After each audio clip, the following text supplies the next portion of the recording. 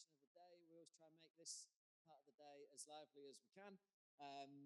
We're going to have our showcase session where, as Ryan said before the break, we're going to hear from a mixture of FinTech entrepreneurs and also other organisations that are, and individuals that are operating within the FinTech sector. Before we do that, though, we're going to hear from Carl at Innovation Super Network, who is going to set the scene a little bit, especially for the FinTech entrepreneurs amongst the speakers around raising investment. So, Carl, come on up. You've got a few slides, haven't you? So let's. Oh no, I've done it wrong. There we go. Okay. Brilliant. Thank you very much. Is everyone surviving? All good out there? Hey, there we go. My colleague Charlotte spoke about the valley of death and investment. I think it's reverse for events. You start off on a high and then you get this low, but now you're coming out of it because you got popcorn and beer. Anyone got good throw? Because you might be throwing popcorn in a few minutes. So yeah, I'm Carl Murray. I work with Charlotte Scott. I'm an innovation and investor relations manager at the Innovation Super Network. That's a mouthful. I've been practicing. But essentially what that means is I bridge the gap between innovative companies looking for investment or grants or loans and connect them with the relevant funders. So I'm part of the Northern Investor Hub as well, which essentially means I annoy investors daily with deals and say, listen, you really need to invest in this company. They're really good. By the way, here's 10 more. Thank me later. So I'm going to talk about how FinTech startups can find the right funder, hopefully keep it lighthearted, and then go into the showcase later on. So this is what I'm going to cover.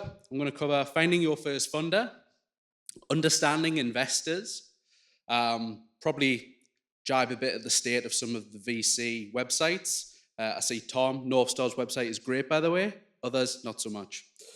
I'm going to talk about best practice, and I'm going to scare the living out ears when I talk about red flags, but it's all good. You've got time to change your slides.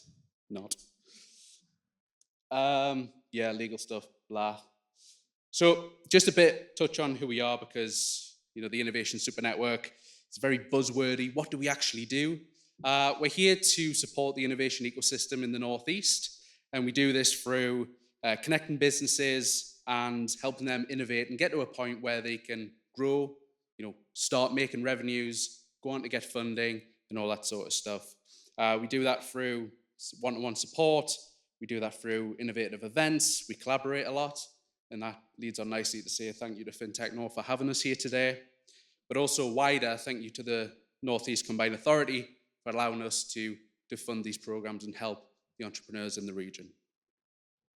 Okay, that's the legal stuff out of the way. I think I'm covered. Right, finding your first funder. Who's here who's sat on Google and typed in investors in my area? Probably all of you, yeah? And you probably get a wall of results. You'll probably get a map of where they actually are. But you're left like this. You're stressed and you're overwhelmed and you don't know which one to approach. You don't have a clue if they're even right for you. So this is this is the question that you say, like, where are all the investors? Where are they? But I think we're in a time where there's more options than ever to actually find your best investor founder fit. So this is some practical tips for you when you're saying, where are all the investors? Well, good job, everyone. You're doing actually one of these today. You've attended a conference and there's investors in the room. I won't point them out again because you'd be like moths on a flame to them. But online search for local angel groups and VCs in the local area.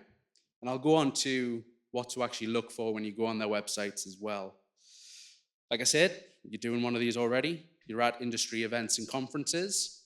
Try and get across to as many of these as possible, especially in the FinTech industry.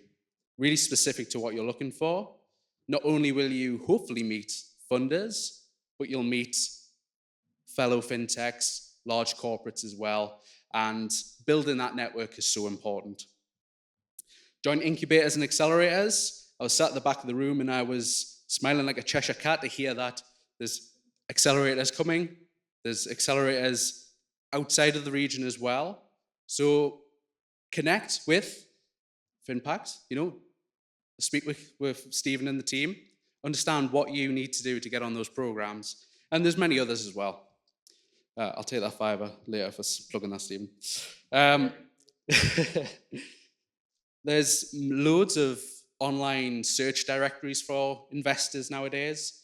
Things like OpenVC and ShipShape. These are free to use tools that you can go on and search your niche and find results specific to what you're looking for. And the last one, tap into your personal networks. Everything that you do here kind of leads into that personal network. Build that relationship. If you're not on LinkedIn, what are you doing? You need to be LinkedIn official now. And really leverage that network to what you need. Is it investments? Is it access to marketing?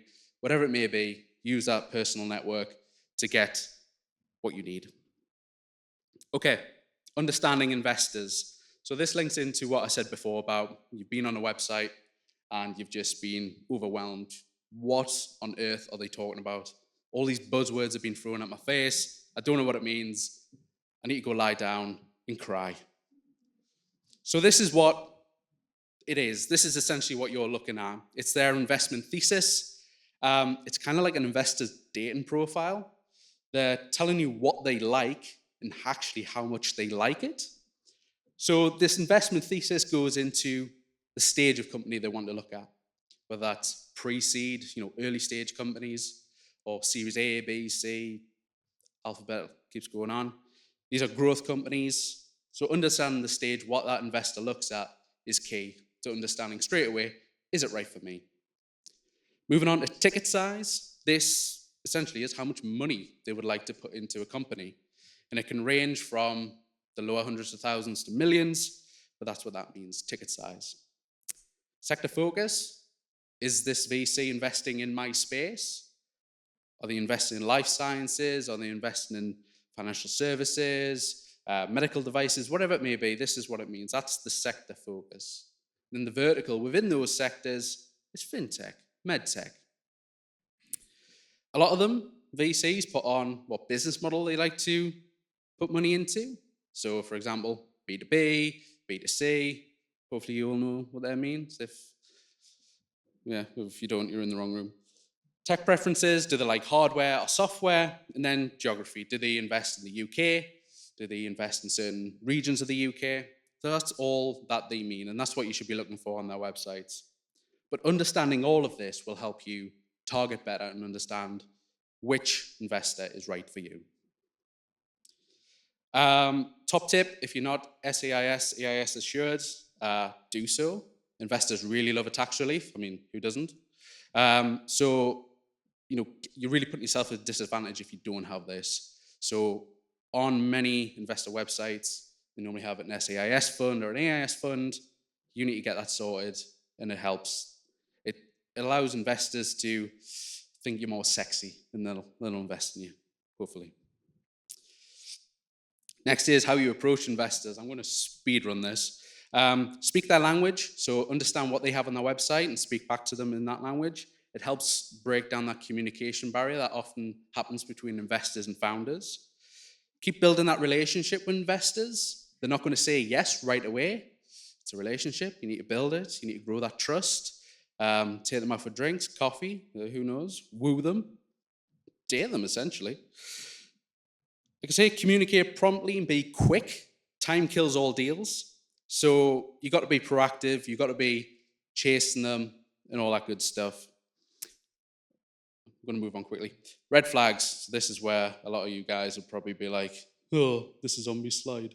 The first one, missing information about your raise. So if you're raising investment, you need to tell them investors exactly what you're looking to raise. Include all that information. So that includes the ask. I'm after £100,000. Put it on there. What stage are you? Pre-seed. What's the evaluation? What are you going to use that money for? Investors want to say that you're going to use their investment wisely. The next one, we have no competition. You do. They're out there. And if you say you don't, investors are going to think you haven't done enough research, and they're just going to say no. If you don't think you have, keep looking. They're there, they exist. I assure you they're there. Not enough team clarity. Now, this one is an interesting one. So you need to tell the investors who's in your team and what skills they actually bring to that team. Tell them why that you're the best team to push this business forward. High use of funds on operations. This one makes me laugh. Investors are not going to fund your lifestyle. They're there to say that you're going to manage their funds and grow that business. So one company recently, not name names, but yeah, they're going to have a good lifestyle, but unfortunately it's not going to happen because investors aren't going to touch it. Buzzwords can buzz off. That's a key one. Keep buzzwords at a minimum. Be clear in what you're pitching. Keep it understandable, relatable, and draw them in. Not enough progress. Show the progress that you've made, even if you're early doors. What have you done so far? And why should an investor come in on your journey? Metrics without merits. Investors don't want to hear how many comments you've left on someone's LinkedIn post. They want to know how many customers you have and how many of them are paying and how you're growing that customer base. Have I scared you yet? Scan the QR code on the screen, connect with me on LinkedIn. Happy to help. I think it's time for a showcase.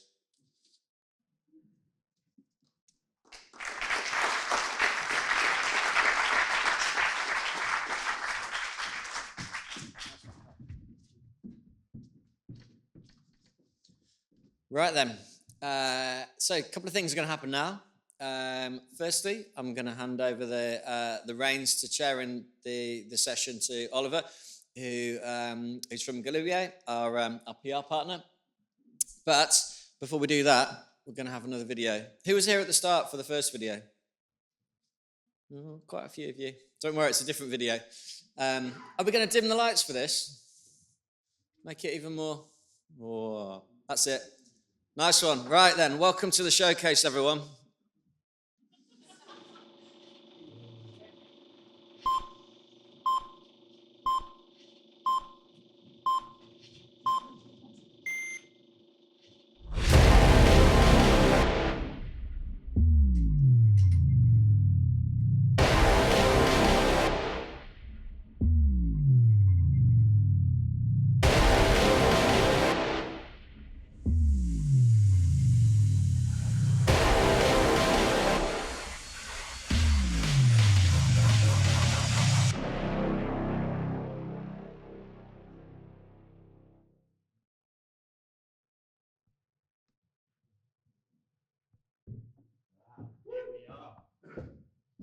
Hello, everyone. We begin. I'm the, right, I'll start again. I'm Oliver Cheshire. I'm the founder and MD of Galibier. We are the PR agency partner of FinTech North, have been since day one, I think, almost. Anyway, obviously, there's a reason why there's a PR man presenting this bit, because obviously the showcase is all about storytelling. I would love very much this opportunity to tell my story, but this is not my platform. I'm not here to pitch. I'm going to shut my mouth and without further ado hand over to the first of our, I won't say victims, because this is very much a supportive environment. We are here to support and lift up the entrepreneurs that play their part in the fintech ecosystem. And we've got a lovely rich mix today of people coming to do their 5-minute pitches. And thanks to everybody for sticking around, joining in with the beer and popcorn. And in that spirit, I invite you as well, if you would like to ask a question when they have their 1 minute for questioning, please do put your hands up and Julian will be running around with a roving mic. But anyway, enough about me, enough from me. Let's get started with the pitches. First to do their 5 minutes, according to my list, is Carl from Keeple. So please, come and join us, Carl. Hi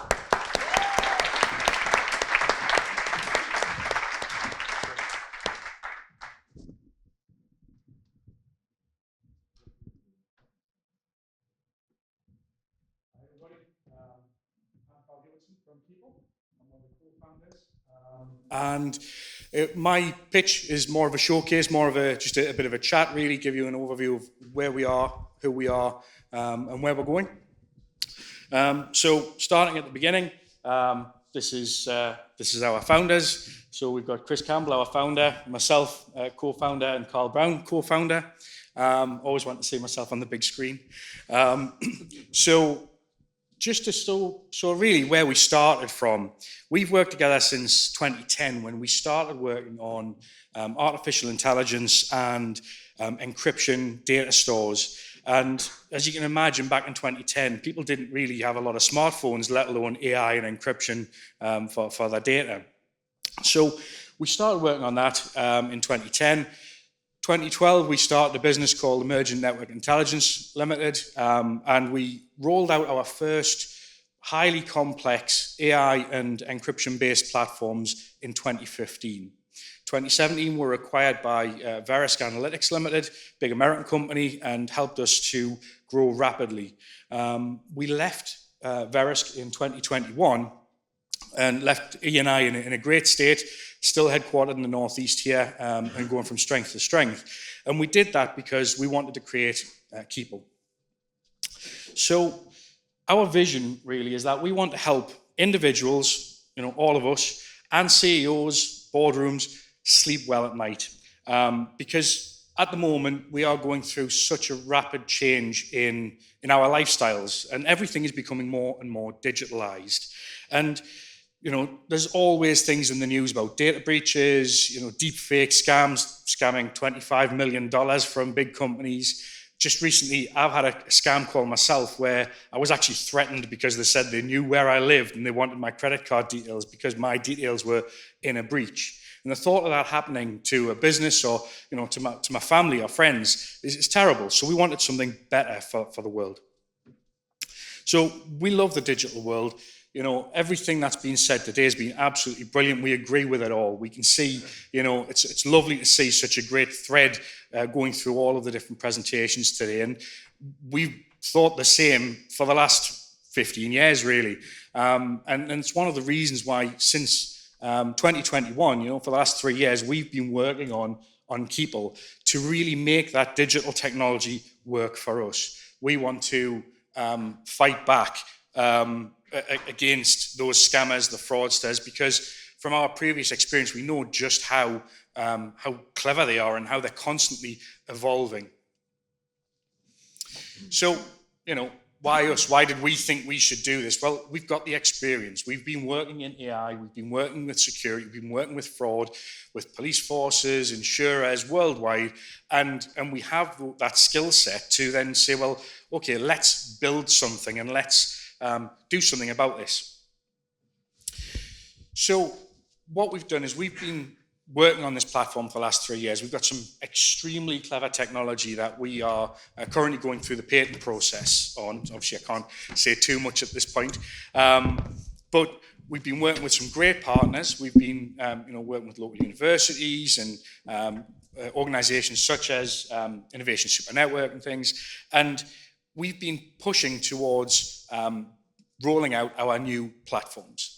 We're going live with our first platform early September, which is the Keeple Legacy platform, which is focused primarily at the individual to help them handle the process that they go through when they're dealing with the death of a loved one.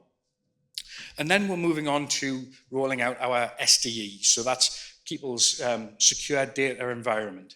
Now, the core thing with the secure data environment is giving the ability to individuals, to companies, to secure their data, have all of their digital assets, all of the important things in their life in a place where they can control that data. They can use it. We can focus on interoperability with businesses, organizations, government departments, and allow the user to simply and easily use that data. It gives them the ability to control their consent. Again, these are threads that have been going through the day, and it was amazing really to see, because we've been working on this for the last 3 years, and it's lovely to see so many people all doing the same thing and going down that same route. And really what it's all about is protecting us as individuals, protecting us as business owners and members of the public against those scammers, the fraudsters, and just helping you go into that digital environment that we're moving into.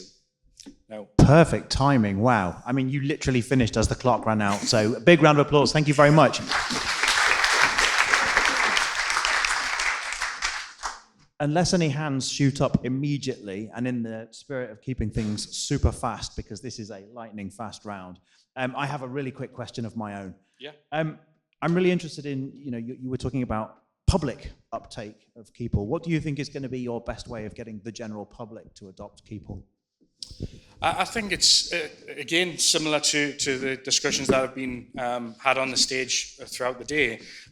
It's about that awareness piece. Awareness not just in the public, not just going out and trying to explain things to individuals, but also working with all the organisations that are here today, working with banks, building societies, local governments, and really working to get those win-win scenarios where all of these organisations get the benefit of assisting them in securing their data, but also knowing that when they're talking to Carl Hewitson, it really is Carl Hewitson that's talking to them, and I can use my digital platform, using my secure data environment to confirm that, and vice versa. The phone call I got was from Barclays, and they said, we just need to take you through GDPR. Can you just confirm the last 14 digits of your credit card number?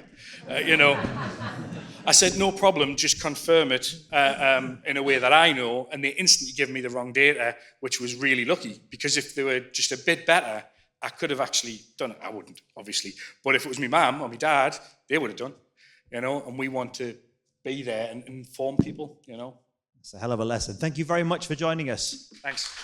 Cheers. Thank you. Okay. I believe we already have Victor waiting in the wings. Please come and join us and introduce yourself, Victor.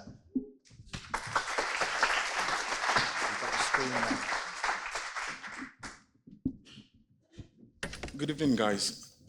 Shout out to Joe and the team for putting this together and giving me the opportunity to be here today. My partner says to open up with a joke, but I'll tell you a story because I'm not good at those. So I'm here to speak to you about fraud, and this story kind of lays the foundation for that.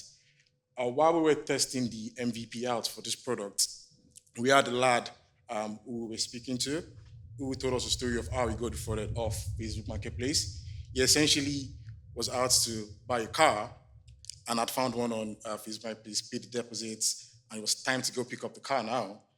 He turns up to where he was meant to pick up the car, found an abandoned building, as you can imagine, but found an old man who told him he was the sixth person to come there in the last 2 weeks, presumably to buy the exact same car, and they've all paid deposits. But that lays the foundation for Transactio, the product, and the problem we're trying to solve, which is peer-to-peer marketplaces being the ground zero for fraudsters and scammers, which has rightly led to a lack of trust between people who are joining on these marketplaces who want to buy and sell. They don't trust each other anymore because I don't know if you're a scammer.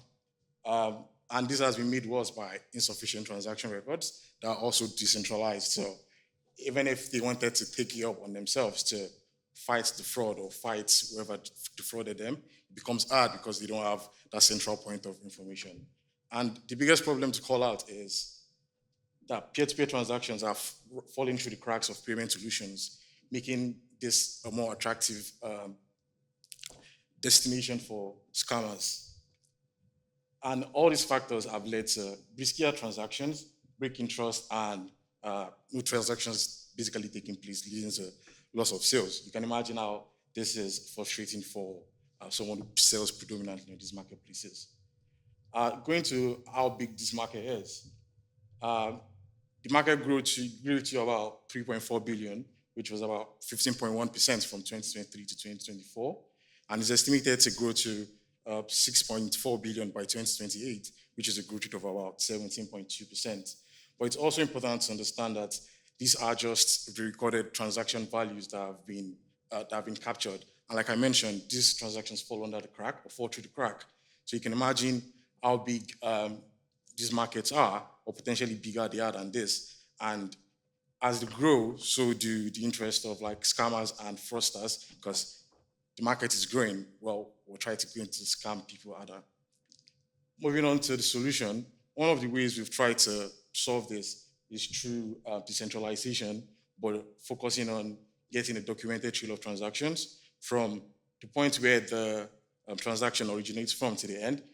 We basically document every point of the transaction to make sure you have all transaction details to hand, both parties have exactly the same details at hand, and they know what they're expecting. The solution comes in form of, or leverages on blockchain technology. The immutability of the blockchain technology, meaning this information cannot be changed or can be edited. It ensures transparency and secure transactions, and most importantly, the details become legally binding.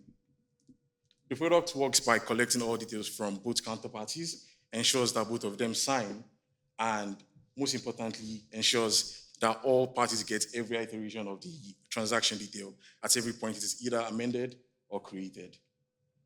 Going on to competition, the highlighted companies up there are not exactly like for like, but they focus on fraud nonetheless. TransactTrail focuses on affordability, smaller transactions, and fraud prevention over fraud remedy.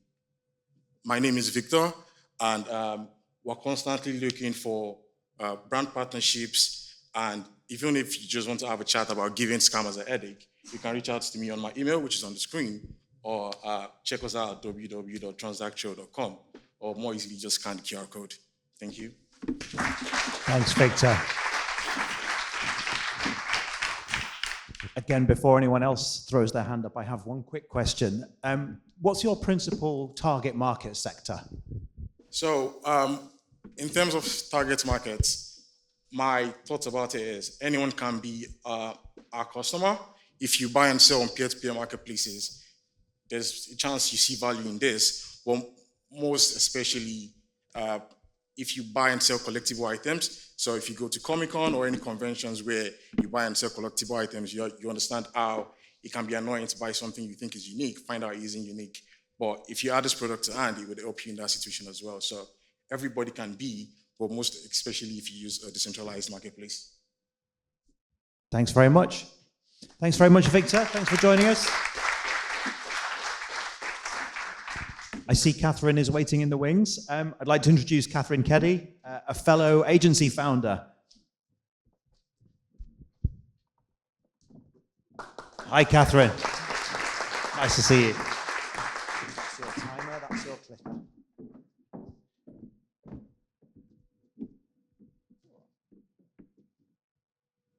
Here we go. How's everyone doing? That was okay. It's the end of the day, I'll forgive you, that's fine. I'll try and give you a bit of energy during this talk. Firstly, my name is Catherine. I'm the co-founder of Adopter. Adopter is a marketing company for green technology adoption. So what is the problem that we're trying to solve with Adopter? Firstly, the solutions that we need to tackle climate change, the tech solutions that we need, are already in development, or they already exist. At the same time, we're in the crucial decade for making an influence on climate change. The time is now.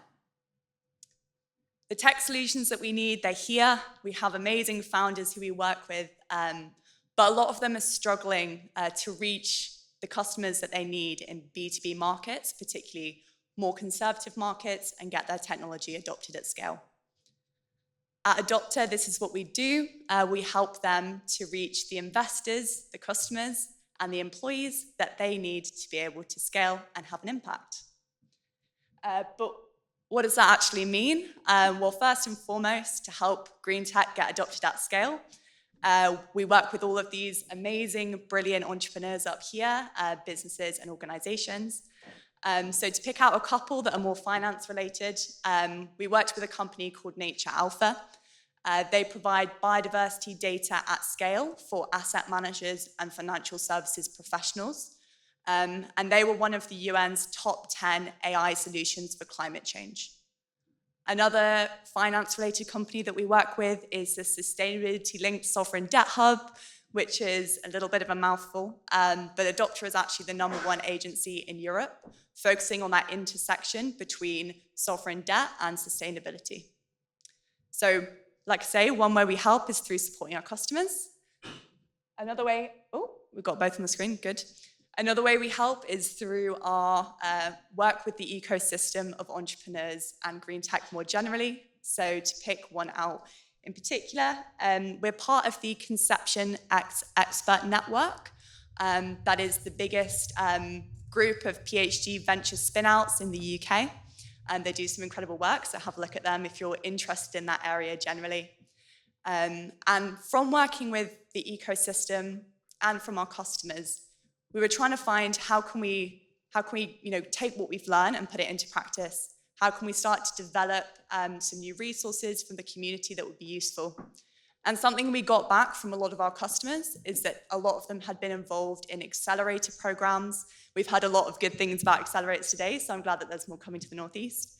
And we developed a accelerator map of green tech specific accelerators that people can look at for free on our website to find out how they can get support. One thing we really learned from doing this process is that green tech as a sector has really matured in its own right to the point where it's able to have specialized suppliers who can supply better services that are focused on the sector, like Adopter, and also specific accelerators and incubators and other kind of ecosystem services. So following that, we got some fantastic feedback. We got loads of people using it, which was amazing. And we said, okay, what's next? What keeps you up at night in 2024? And unsurprisingly, as startups do, they all said, where's the money? Where's the funding? It's a tricky funding environment at the moment. So what we're doing and what I'm introducing today is we've made the first map of UK green tech specific investors. So you can see here, there's an example with North Star Ventures, who are sitting in the room. I won't point them out in case people go over to them afterwards. But this is our focus now. So my call to action for you is really, really simple. It's live now, so please scan the QR code, have a look. We're really interested in making this resource an exciting community resource for everyone, so please tell us who we should add, who's missing, what's useful for you. We want to hear from you. So give the QR code a scan, and thank you very much. Thanks, Kat. Fantastic. It's occurred to me standing up here under the lights that if anybody does have a question for Catherine and shoots their hand up in the air, I can't see, so I'm just going to go ahead and ride roughshod over the whole proceedings and ask a question of my own. I was really interested to see at the beginning, you made an allusion to the conservative sectors, the risk-averse sectors, which we in agencies know are the ones that are the hardest to persuade to adopt new technologies. Can you point towards any that are the opposite? Can you point towards any segments where you're seeing real appetite to innovate and to adopt? Who are the good guys? Firstly, there's no bad or good guys. I think that everyone's interested in finding solutions that work for their sector. It's just a question of how we can communicate the solutions in a way which seem useful and not unhelpful. But there is a lot of movement happening in finance. We work a lot across that sector, and particularly looking at the data side. We work a lot, like I said, in kind of biodiversity and nature data. So much interest in that. How is nature risk going to impact your investments in the future? I think there's loads of development there with the Task Force on Nature-Related Financial Disclosures, which is looking at a framework for that internationally. So yeah, I'd probably say finance. There is a lot of movement, so I feel positive about today. Brilliant, you're in the right place. Thanks so much for joining us, Catherine. Lovely to see you as always.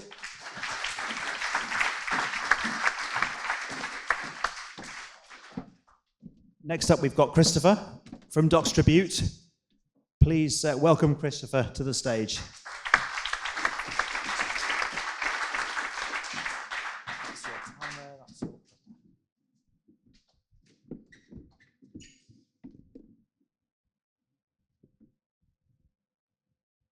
Good afternoon, everyone. My name is Chris Ansara. I'm the CEO and founder at Doxtribute. At Doxtribute, we increase engagement with regulated documents, and we do that to help promote understanding of your products and services, your financial products and services. We work right across the UK with some of the smallest building societies, right through to the largest retail bank, where we deliver over 5 million documents on an annual basis. And the reason our customers choose to work with us is predominantly for 3 reasons. Firstly, we reduce costs by up to 85%, especially when there's an over-reliance on paper. Secondly, we increase engagement with regulated documents up to 92% in some cases. And then lastly, we improve operational efficiencies. So when it comes to regulated customer communication, there's 2 key challenges that impact their delivery. The first is the durable medium rule. Now, for those of you who are not familiar with the durable medium rule, it's a regulation that requires us to send documents to customers in a way that they can't be changed. Now, of course, there's lots of digital ways in which we can deliver documents that meet that requirement, but each have some sort of operational drawback or downside. And as a result, the industry has really, predominantly landed in 2 places. Or 2 channels for this type of communication. The first is that they will revert back to the use of paper because of its durability.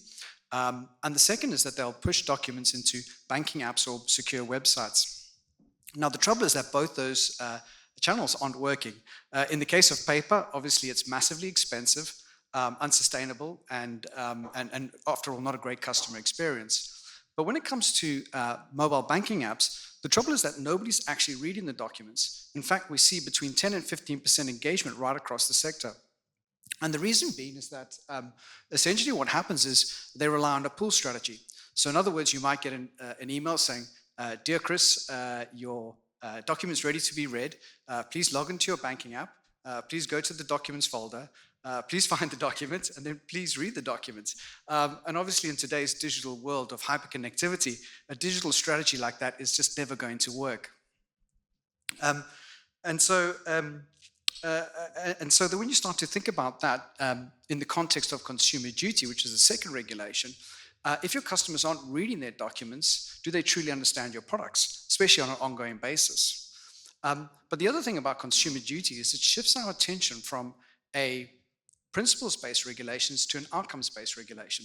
So if we think about the principle, well, Chris, we told you the document's in the portal because you're too lazy to go and read it. That's not our fault. Well, in the consumer duty world, that doesn't cut it. You've got to try and improve those outcomes. You've got to try and improve that engagement so customers read your documents and better understand your products. And essentially, that's where Doxtribute comes in. I've gone too far.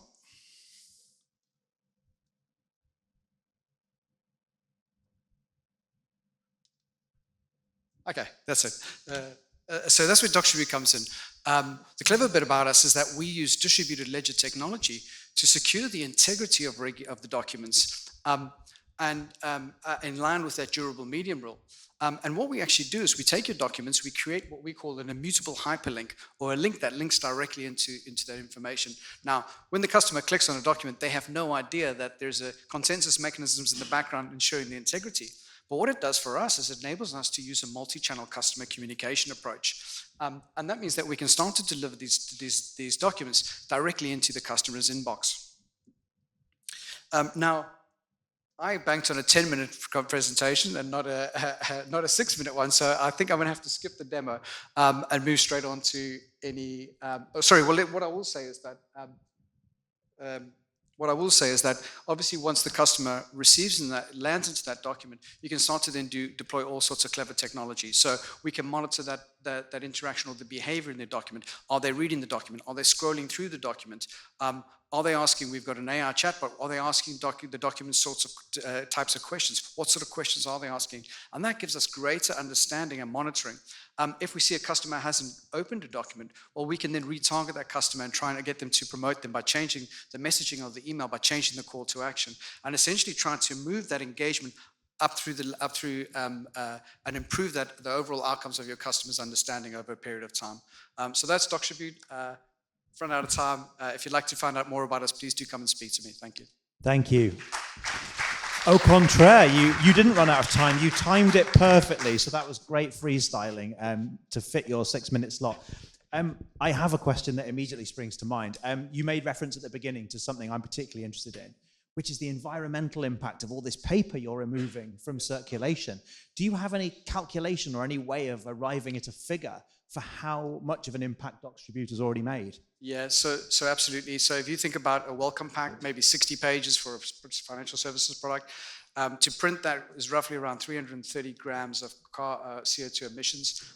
Your postage is about another 30 grams, so you're looking at around 360 grams of carbon emissions.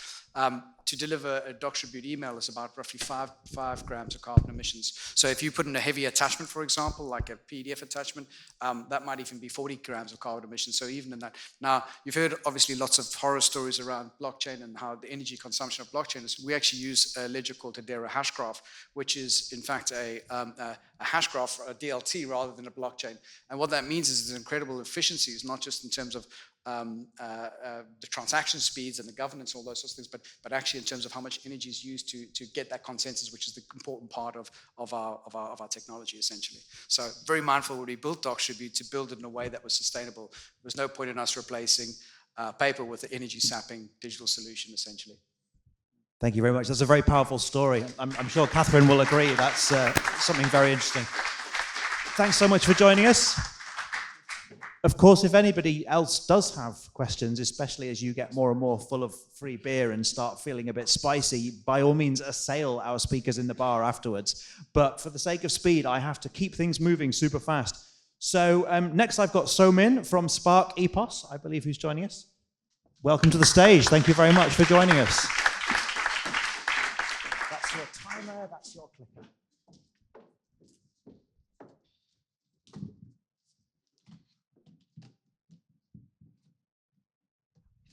Good afternoon, everyone.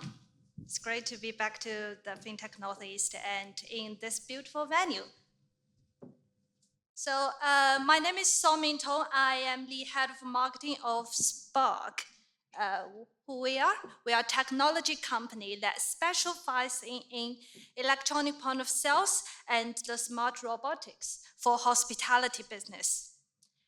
Do you know that how many hospitality business, they're struggling to provide you the best service they're supposed to, but due to the outdated technologies, the systems that they couldn't, they are struggling. Research shows there are 23% of them.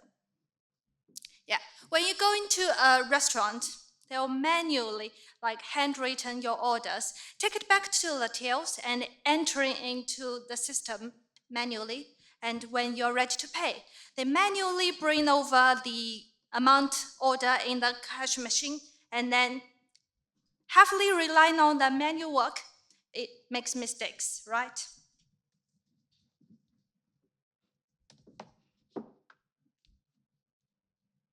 So moreover, there are over 1 million hospitality job vacancies post-pandemic.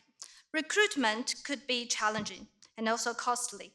Hospitality operations today are dealing with high training costs, staff retention issues, and an unacceptable rate of order errors and wastage. This isn't just a problem. It's holding back the industry's growth. So imagine a world where every hospitality business, especially SMEs, operate with the same efficiency as the largest chains, with affordable pricing, of course. That's the future Spark EPOS is creating. Since 2019, we started to develop this all-in-one cloud-based software platform. This ecosystem combining electronic point of sales, kitchen display system, staff management, and stock control solutions, from CRM, reservation, to order and payment. We have a shared vision of cloud computing, IoT, and AI to transform the complex and fragmented operations into one seamless, intuitive experience. With this smart system, human errors have been significantly reduced, and business owners can make informed decisions with the real-time data from this platform wherever they want, anywhere in the world, as long as they are connected with the internet. So from 2021, Spark decided to diversify, expanding into robotics to address staff shortages and improve service efficiencies. Spark now introduced 15 unique cobots, robot collaborating with human, to the UK market. From the cat-like face, you can see the Bellabot is very popular among the UK restaurants, like Bella Italian, like Sheffield Holidays, to a hotel robot, Butlerbot, that they can take the lift independently and do multiple room service, up to 4 room services in one go, like in the Mojo Hotel in Newcastle. And to the very latest cleaning robots, the AI-powered scrubbing robots, like you can see on the left of the robot side. So by integrating the EPOS and robotic solutions into one, the robot could help the human staff to take over some repetitive work, from lead the customer to seats, take orders and payments, and then deliver the food from kitchen to the table. Now, ultimate goal here is just to make everyone's job easier within this hospitality industry by utilizing the smart technology. And about our, I think I just paused. About our revenue model. Now, business models contains 2 parts. The one of is mainly just generated from the EPOS and the robotic hardware sales, as well as the onboarding. And because we are one of the SaaS provider, so the SaaS subscription is also a main part of our recurring revenue. Time's up, please. Sorry. We do still have time for questions. Yeah, I will finish very shortly. Yeah, that's about the market. Just take over like £60 a month of the subscription, as well as the ISV fee. As in the business model, we take over that ISV fee as well by integrating the payment with us. Here is a glance of our current clients. And we are now still working on the AI integration with our Spark EPOS systems. Yeah, that's us. Thank you. Thank you very much. We do still have time for one very quick question. I had the pleasure of meeting one of your hospitality robots 2 years ago when we were in this, not in this venue, but in this town. It's lovely to see you back here. I suppose one question that springs to mind from 2 years ago to now, what would you say has been the biggest hurdle, the biggest challenge that you've faced on your journey to today? Yeah, we always say that technology, it comes with a cost. It's not just the cost of the technology itself, but with the adoption. Like, people would often scare of the technology, scare of the changing, but it do help to make our life better, and it do to make everyone's job easier within an industry, the hospitality industry, but also within our daily life. I would say that's the biggest challenge, but we are on our way, and we hope you will join this journey with us. Thank you very much. Best of luck with it. Thanks again for joining us. Next in the wings, we have Michelle. Michelle joins us from Kind Currency. Please welcome Michelle. You don't look like Michelle. Oh, you're not next. But I mean, we have to, I think. No, the slides are in order, so we can't mix things up. Hi, Michelle. Thanks for joining us. Please welcome Michelle to the stage.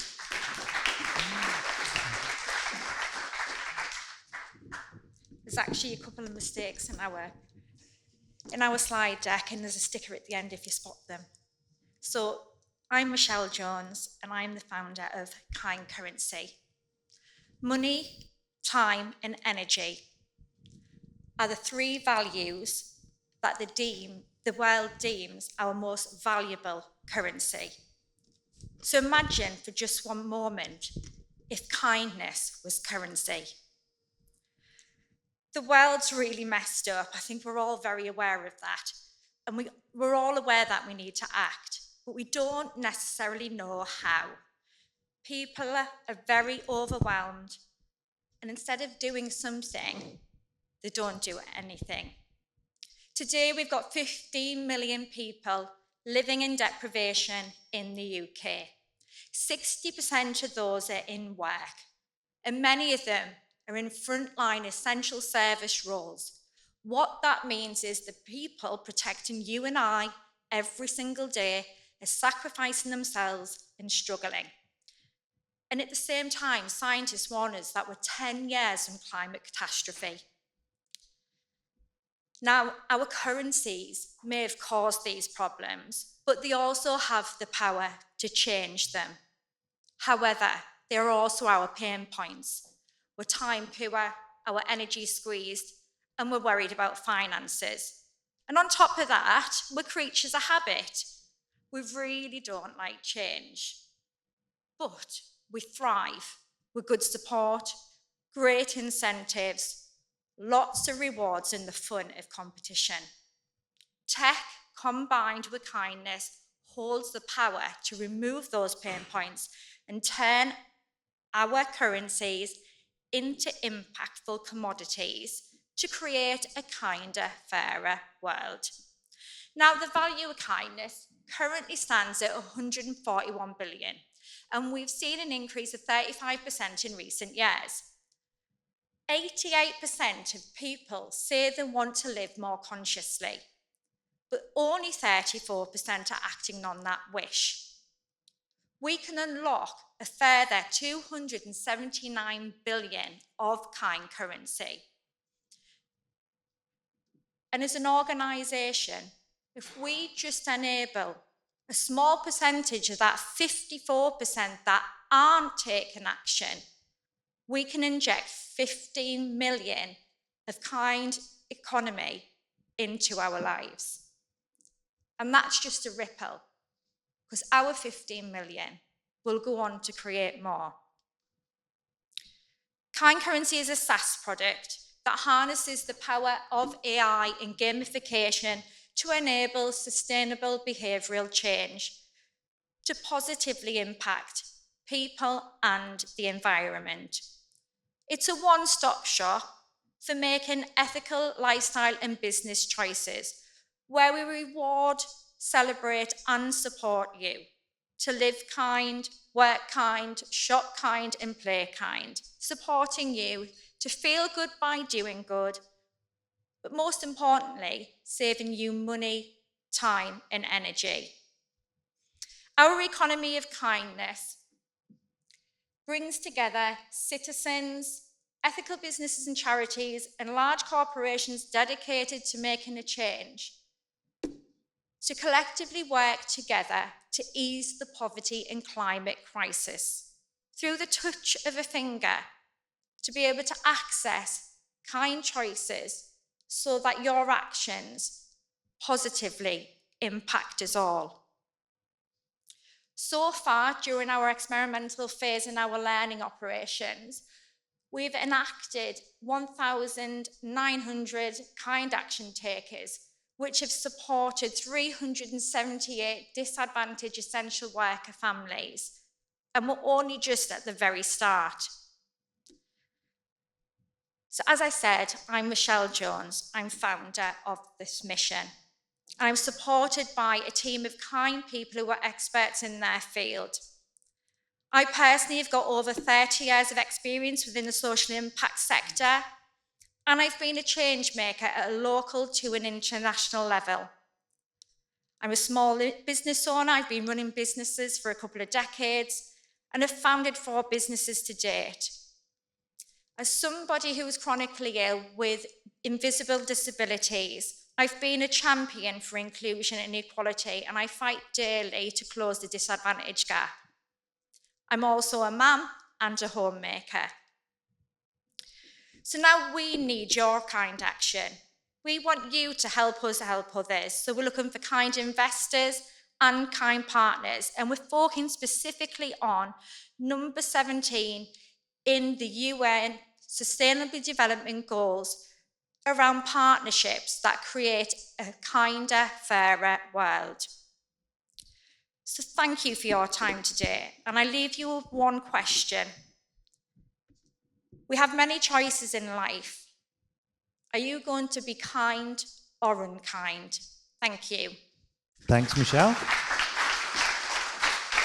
I let the question time overrun ever so slightly, but very, very quickly. You talk about verifying the businesses that are ethical. What's your verification process? So we focus on action.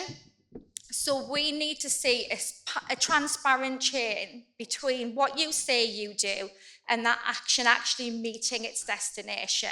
So for instance, we focus on a lot of small businesses.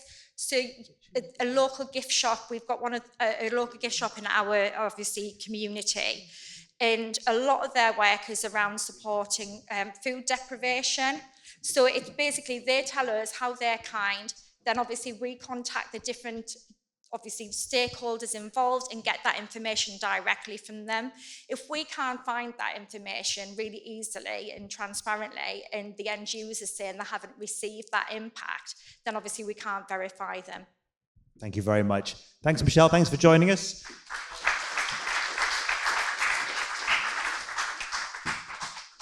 Next, we have Nick, who has spoken at previous showcases, and I wonder if he's brought props this time. I will let Nick tell you his story. Welcome to the stage, Nick.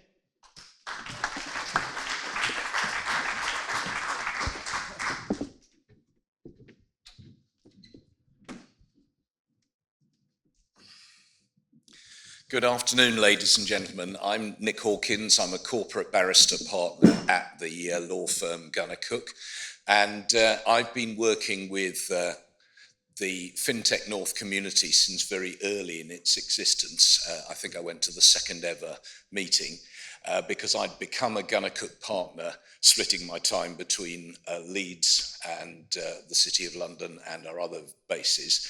And that was just about the time that FinTech North was starting. So it's a pleasure to be speaking again. And as has just been touched on, having spoken before at FinTech North events, I always say that there are a number of different hats that I wear. I haven't repeated myself by bringing actual hats this afternoon, but as a corporate lawyer, what I try to do is to help a variety of businesses. But my purpose in being here this afternoon is to tell you about one or two new things that Gunnar Cook has come up with to help young businesses. And what I'm going to mention specifically is that we now have a new operation for young businesses, whether they're startups or spin-outs, which is called Gunnar Cook Crescendo.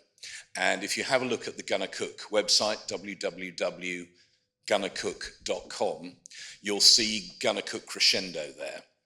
And I can put anybody who is interested in touch with Will Squires, who runs that program nationally, because what we're seeking to do is to make sure that we have the opportunity with low fees to help start up and spin out businesses. And although that's a photograph of our City of London office, we are expanding our operations here in the north. I'm based in Yorkshire. I'm one of many Gunnar Cook partners in the north. And in particular, we now have partners who are joining us and have joined us recently here in Newcastle. So I can put you in touch with the people who are most local to any of you. I've personally been involved in the fintech industry since way before it was ever called fintech. Back in the late 1980s, I was the in-house barrister for the old Access credit cards. There are a few people in the audience who are old enough to remember Access, but it was MasterCard in the UK back in the days when there were only two credit cards. Barclaycard was Visa and Access was MasterCard, and then we had charge cards, Amex and Diners Club. But 16 million UK citizens had an Access card, and we had something like 3,000 people involved in data centres in various towns in Essex. So I got quite heavily involved in the legal side of fintech, and I now have an awful lot of fintech clients. But my interest has always been in tech more generally. And what I want to do is, if any of you are looking for a law firm that understands fintech, particularly if you're a young and growing company, we can help. There are plenty of good lawyers about.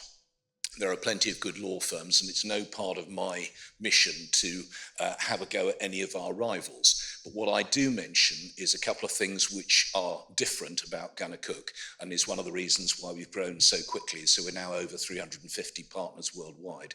The first is we always try and quote fixed fees, so that people know that they can budget for what they're going to spend on whatever the project is. And the second is that we are senior lawyers only. so that the lawyer you actually meet is the lawyer who's going to do your work. Whereas in a traditional law firm, the pitches to clients are made by partners and then all the work is done by younger lawyers. We don't have those younger lawyers. The lawyer you meet is actually a senior lawyer with bags of experience. In my case, as you can tell from the grey hairs, over 40 years experience, will actually be the person doing your work. And that obviously appeals to a lot of corporate clients, small and large. So hopefully what I've had to say will be of interest about that. But also, just to mention in terms of my other hats, I sit as a non-exec director. I've advised quite a number of companies, particularly here in the Northeast. I was meeting some clients yesterday afternoon to discuss their plans. And I'm always available also to help in terms of raising investment, because I'm an angel investor myself personally. And in Gunnar Cook, we're all encouraged to do those other things that are interesting to us as partners. We're not chained to the desk. We don't have billing targets to satisfy. So we are always able to do the other things that interest us. And in my case, that's sitting as a non-exec and helping people raise investment. Hope that's helpful. Thanks a lot. Bang on time. Thank you, Nick. If this doesn't eat too much into question time, because I don't know how complex the answer may be, but what would you say is the most significant legal challenge or legal hurdle that you see in the fintech sector? Well, I think it is to do with raising investment. I mean, a lot of the people who've spoken earlier on, people I've worked with like Rachel Burdis and Charlotte Scott, there are plenty of people around to help, and it's part of what FinTech North does. But I still think that the vast majority of the people who've started up new operations do find that it is actually just finding the right investors, as was touched on only a few minutes ago, is the real challenge. And people like Charlotte and Carl can clearly help with that. And when it then comes to the detail, lawyers like us, corporate lawyers in whichever firm, can then advise the clients about the pitfalls. One of the messages I always say is, don't necessarily accept the very first offer that is made.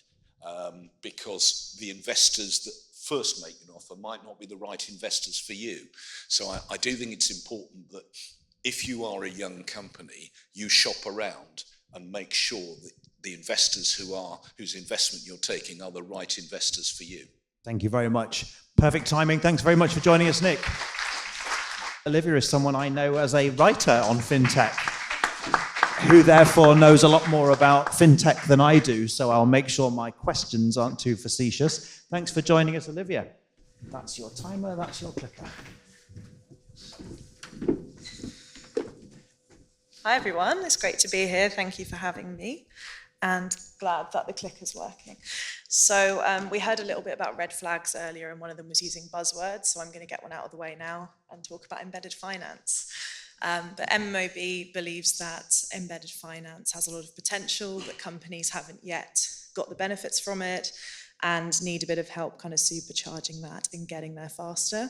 So that's what I'm going to talk to you about today. So MMOB is building a solution that removes the complexities of integration, it reduces costs, cuts down on the time taken to integrate, and enables you to maintain multiple deployments of embedded services across multiple channels, all of that while staying compliant, which is very important too. So a little bit about what we mean when we're talking about embedded finance. Everyone's probably fairly familiar with the ecosystem.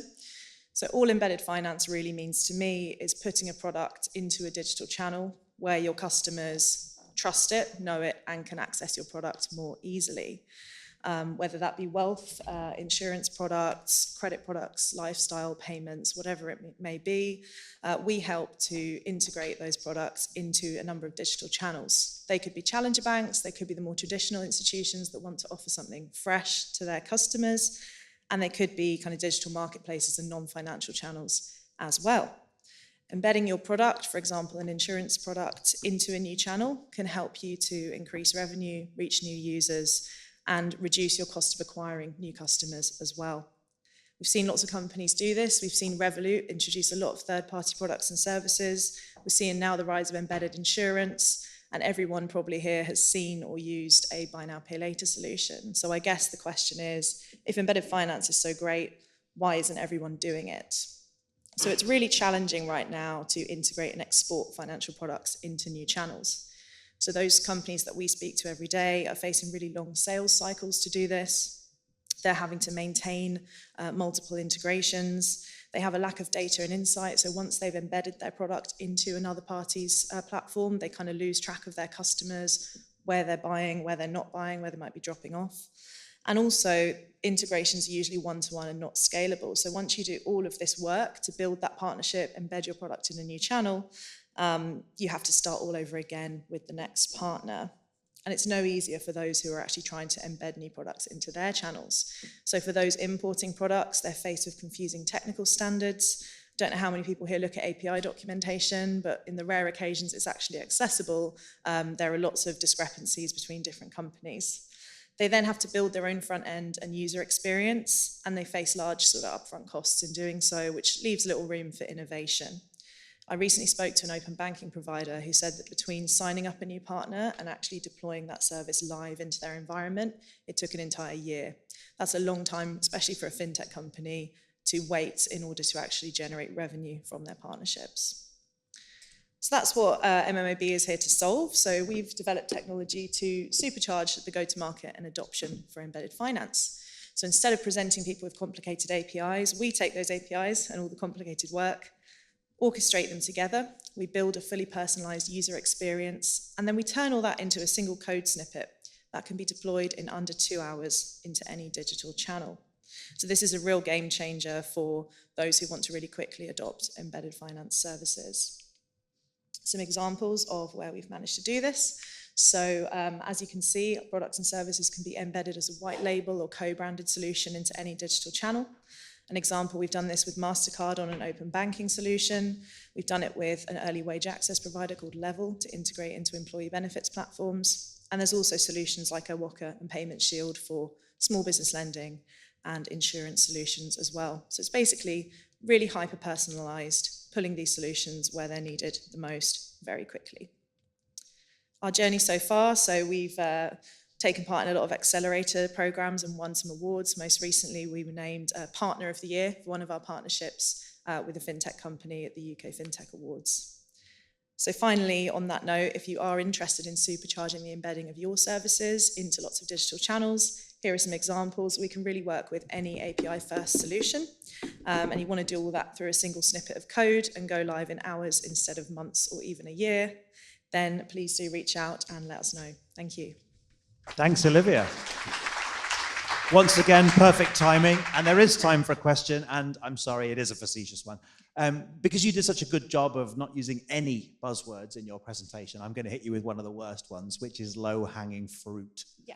Which of these segments would you say is the low-hanging fruit? What's the opportunity area for you? I'm so glad you asked that, because obviously, as I say, we can embed anything anywhere. That's a really hard thing for me to sell sometimes. So some of the kind of low-hanging fruit for us, I think, are credit products and insurance products. So it's looking at working with these fintechs who have a great solution, but they're not reaching those customers. And they're also in a competitive environment, so they need to get there first before some of their other counterparts. So some of the solutions, I've spoke to a few wealth companies who've said, oh, it takes us 6 months to integrate, and that's fine. So those are kind of a longer term opportunity, but certainly those credit and insurance solutions, as well as payments, are probably the low-hanging fruit for us. It's interesting to hear that. Certainly, yeah, I've been hearing a lot about embedded insurance. You may, of course, remember as a writer seeing press releases from my team about such a subject. It's definitely a trend. Thanks very much for bringing your story to the stage. Everyone, big round of applause for Olivia. Thanks for joining us. And that is it, save for one final presentation. Now, Di and I haven't met before, but I'm assured that he is going to close out the day with an electric climax of a bang, let's just put it that way. The heat's on your back, Di. Welcome to the stage. Thank you, and I appreciate it's just me. No, that's the wrong way. It's just me between you and your drinks. Don't worry, I don't need that again. I've only got one slide. So, two things. First of all, I'm not selling anything, so you can all relax for the last 5 minutes. And secondly, there's no QR code at the end to scan either, so you can go to seats next 4 minutes. Next 4 minutes, 30 seconds. So I'm going to talk to you about why virtual currency is money. And indeed, what is money? By the way, my name's Di Davis, and I'm a geek, in case you haven't worked that out yet. Although I'm a geek lawyer, which you've probably definitely not worked out yet. So think about, this is the history of money. So think about you were a farmer. We started farming, by the way, 15,000 years ago. So 15,000 years ago, you were a farmer, which is when humans started farming things. And you, let's say you farmed, or you grew cattle. You grew sheep, or you raised sheep, I should say.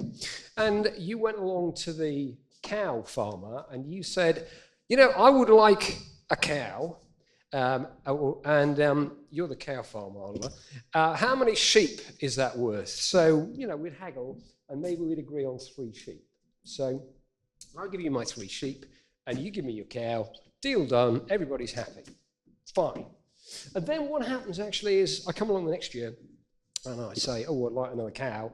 And you say, well, I don't really want any more sheep, but I'll tell you what, I'll take a sheep now, and I'll take a sheep next year, and I'll take a sheep the year after. Okay? So you take the sheep, and then, of course, I owe you 2 sheep. So what would you do then, 15,000 years ago? And this lasted for many thousands of years, by the way. Well, the answer is, you would go along, you'd pick up a stone from the ground, literally a stone from the ground, and you would go along to, in the evening, to the village chieftain or the elders of the village, and you'd inscribe little X's and diagrams or whatever your sign was on the stones. You'd literally cut the stone, another stone, draw a little picture. You can't see that in that particular blurred image, but you draw a little picture, whatever it was, and you'd swear in front of the village chieftain, this is my 2 sheep that I owe Oliver. And then next year, Oliver gives him all the stones, and then I give him the sheep. Job done. Think about that, and then think about what we have today.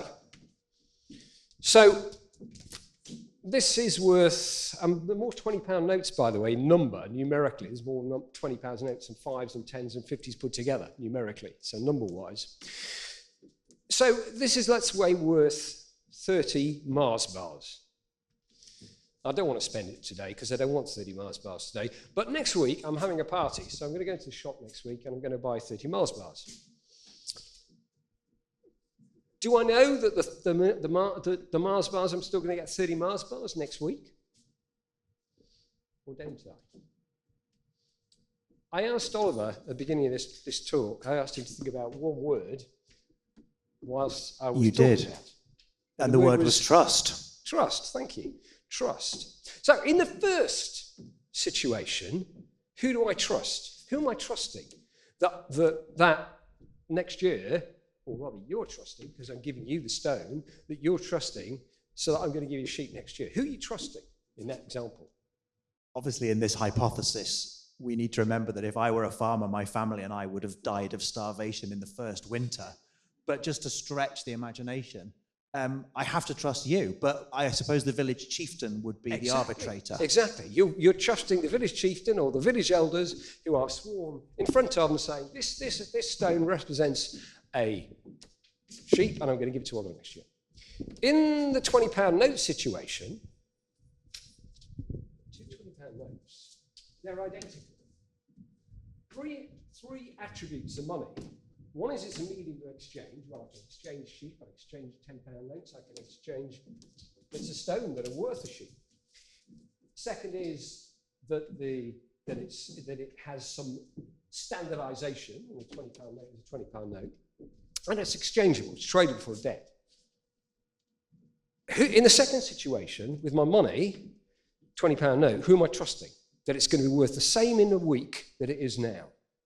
The Bank of England. The Bank of England, or rather the government. And if you gave me a dinar and said you're going to pay me in Lebanese dinar, I'd say, well, I don't think I want the payment in Lebanese dinar, because Lebanese dinar are going to be worth less next year than they are this year. So who are you trusting with virtual currency?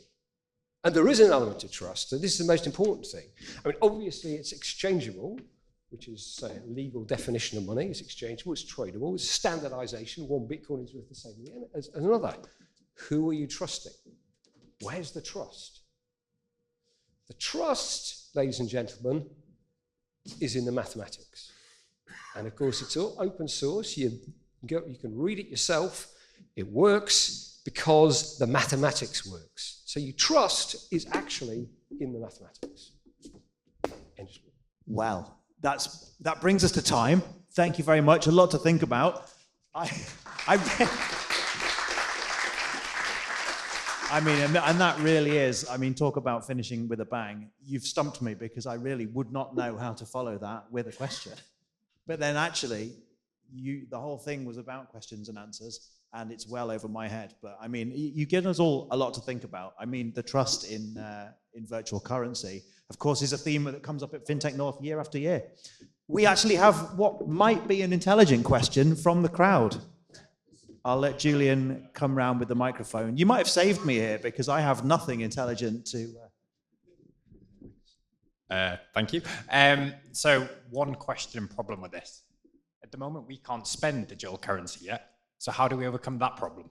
So we can't spend digital currency yet. I can't go into a newsagent, hand over digital currency. I can't spend Bitcoin at that bar. How do we overcome that problem? How are you overcoming spending it? I can't spend a digital currency now.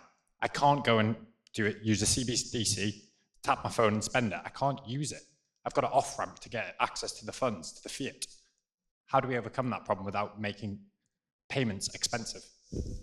Well, every form of currency has an issue in terms of how you trade it.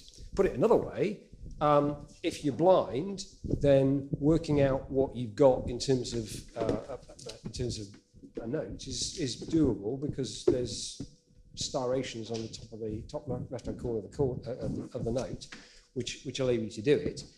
If you've got currency like this, you're going to have to carry it around and stay with you because that's what it's worth. And people did carry around massive big chests of drawers with lots of money in them in the olden days.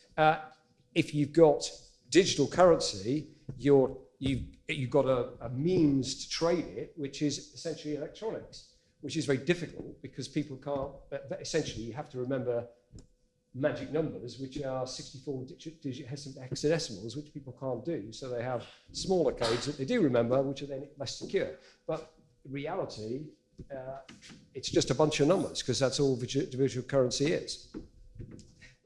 Thank you very much. I mean, the topic of the debate around cryptocurrency, I do wish we had more time. However, I am told it is time to wrap up. Thank you once again to everybody that's joined us on stage to do their 5-minute pitches. Thank you all for joining us and supporting the entrepreneurs and the enablers of the FinTech ecosystem that have come here today to pitch to you all. Of course, there is a free bar. I must not stress that. I can't stress that enough. But before we all depart, I just want to hand over to our hosts for some closing words. Thanks again. I've got a microphone. Oh yeah, just checking it works. I don't know where to stand. Thanks everyone for coming today. Really appreciate you staying till the end. Don't know if the popcorn incentivized that or not, but nevertheless we're here. Don't know where the clicker is, but those, oh there we go. So I just wanted to mention our 2 upcoming events in the calendar. So we've got our Northern FinTech Summit on the 10th and 11th of October. So that will kind of aim to bring the whole North together in one place in York at the Guildhall. And then we've got our Manchester conference on the 21st of November as well. So scan these QR codes, get your tickets. It'd be really good to see you there and carry on the interesting conversations we've had today. But yeah, thank you for coming. And we've got some drinks through there, so I won't keep you for too much longer. Thank you so much, Rachel. Huge thank you to Rachel for bringing you all together. Give her a round of applause. Massive thank you to Ryan as well for doing up for all his hard work promoting the event and keeping you all engaged. I just want to say a few thanks as well, just finally, to all of our brand sponsors today for making today happen. Atom Bank, Invest North East England, MasterCard, Innovation Super Network. And my final thanks are to you for sticking with us for the full day. As a thank you, we do have a drinks reception back through in the cafe bar area there. So yeah, thanks ever so much for coming, guys, and we'll see you next year. Thank you very much. Bye-bye.